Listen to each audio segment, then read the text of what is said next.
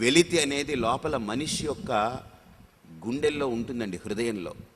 ఆ వెలితిని మీరు ఏం పూడ్చండి, అది టెంపరీ పూడినట్టుగా ఉంటుంది, మళ్ళీ కిందకి వెళ్ళిపోయి మళ్ళీ వెలితి పెద్దదైపోతుంది. ఆ వెలితి అనే రంధ్రం ఉందే లోపల, ఇంకా పెరుగుతూనే ఉంటుంది. మీరు ఏమి ఇవ్వండి, మీరు ఏమి చెయ్యండి, ఆ వెలితి పెద్దదవుతూనే ఉంటుంది. అందుకనే నన్ను ఒక అబ్బాయి అడిగాడు, వెంకటేశ్వర స్వామి గురించి ఒక అబ్బాయి అడిగాడు, స్వామి నాకు వెంకటేశ్వర స్వామి అంటే ఇష్టమే, కానీ మీ ద్వారా వేరే యాంగిల్లో వెంకటేశ్వర స్వామి గురించి ఏమైనా చెప్పగలరేమో తెలుసుకుందాం. వేరే యాంగిల్ ఏముందిరా, ఒకటే యాంగిల్ అది, నువ్వు వెళ్ళి చూస్తే ఆయన దర్శనం అవుతుంది భగవంతుడని. నన్ను బిరెఫ్ట్ ఆఫ్ ఆ డైటీ అంటే ఆ భగవంతుడు, ఆ దేవుడు అనే భావన కంటే కూడా ఆయన ఏదో ఇంకో కోణంలో ఆయన్ని ఎలా గుర్తించవచ్చు అని అడిగాడు.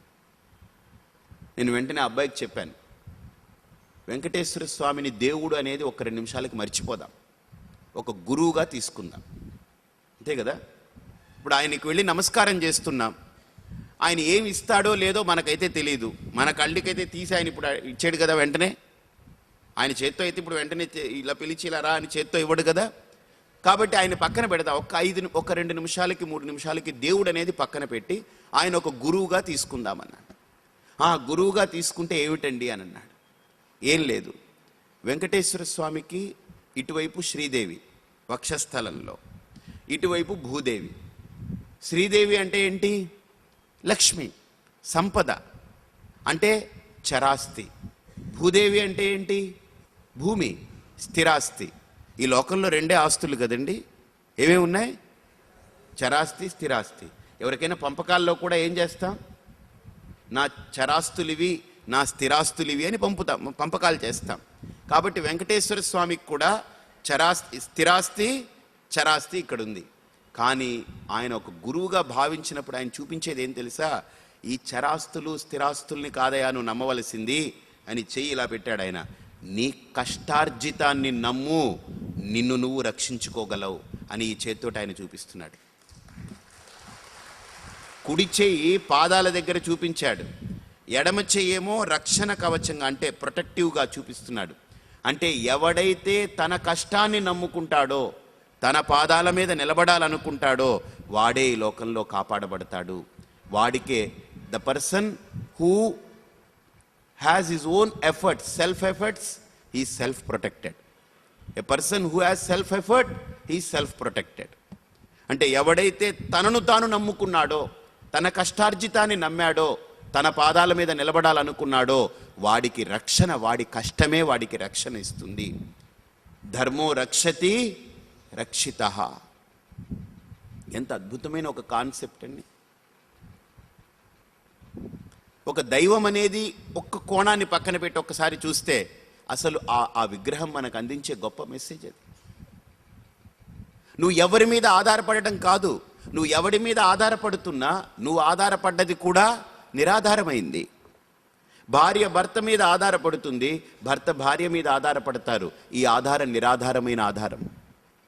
శిష్యుడి మీద గురువు ఆధారపడతాడు, గురువు మీద శిష్యులు ఆధారపడతారు. ఇదే నిరాధారమే. తల్లి మీద పిల్ల, పిల్ల మీద తల్లి ఆధారపడతారు. ఇది నిరాధారమే.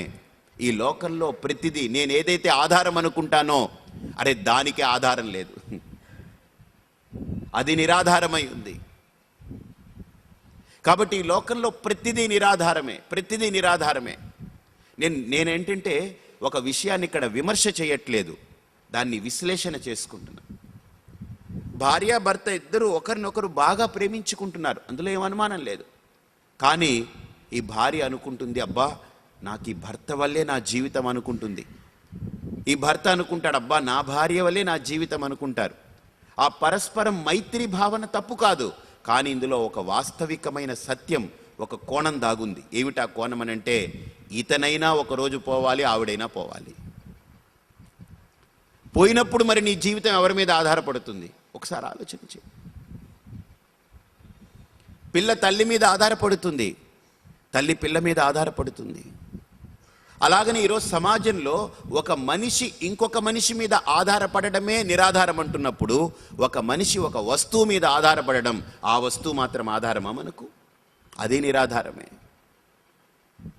కాబట్టి అందుకనే ఈ ప్రపంచాన్ని సరిగ్గా అవగాహన చేసుకునేటువంటి ఒక ప్రాయం ఒక వ్యక్తిలో కలిగేటప్పుడు ఆ వ్యక్తికి ఒక వాస్తవికత బయటపడుతుంది. ఏంటనంటే, ఈ ప్రపంచంలో నాకు ఆధారమైనటువంటి వస్తువు ఏదీ లేదు. వ్యక్తులు కానీ, వస్తువులు కానీ, దేశం కానీ, కాలం కానీ ఏదీ లేదు.